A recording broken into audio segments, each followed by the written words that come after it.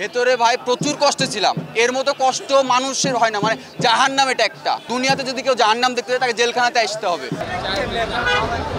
21 দিন কি পরিমাণ কষ্টে ছিলাম, নির্যাতন করেছে ভাই। রাতে 1টার সময় আমাকে ধরে নিয়ে আসে বাসা থেকে, নিয়ে এসে মিথ্যা মামলা দেয় আমার নামে, বিস্ফোরণ মামলা, যেটা দিয়ে আমাকে কোর্টে চালান করে, তারপরে আমাকে আপনার কারাগারে বন্দি রাখে। আজকে বের হলাম, আমার বয়স 21 বছর। আরে কি কেমন 21 বছর বয়সে একটা ছেলে যদি এই বয়সে যদি জেল খেটে বের হয়, তার মন মাইন্ড কেমন হইতে পারে?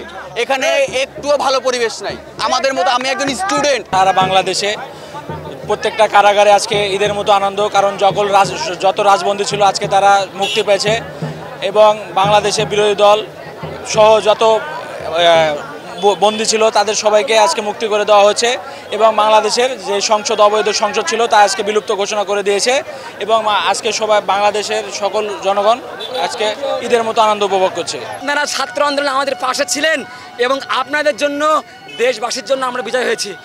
দেশবাসীর সকলকে ধন্যবাদ জানিয়ে আমরা ছাত্র সমাজের পক্ষ থেকে একটি সুন্দর, সুশৃঙ্খল, সুরাচার মুক্ত রাষ্ট্র আপনাদেরকে নিয়ে করবো ইনশাআল্লাহ। ঠিক আছে,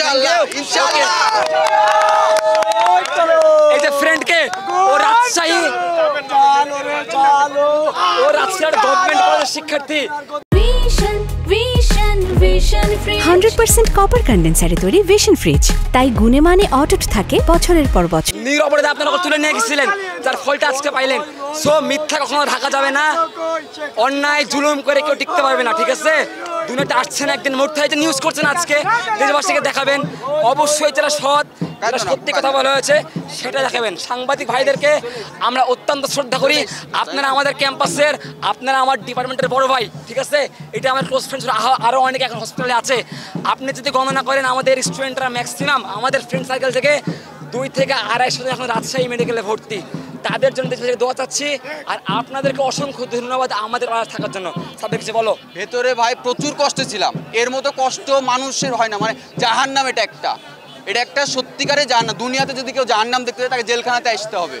আমাদের প্রত্যেকদিন ভোর 5টার সময় উঠে ফাইল দেওয়া একটা স্টুডেন্ট বা আমাদের মতো একটা ছেলেদের পক্ষে সম্ভব না ভাই। আমরা কিন্তু বয়সে অনেক ছোট, তারপরে আমরা আল্লাহকে ভয় করি। আমি রাজশাহী সিটি কলেজে অনার্স ফার্স্ট ইয়ারে পড়ছি, ইসলামিক ইতিহাস।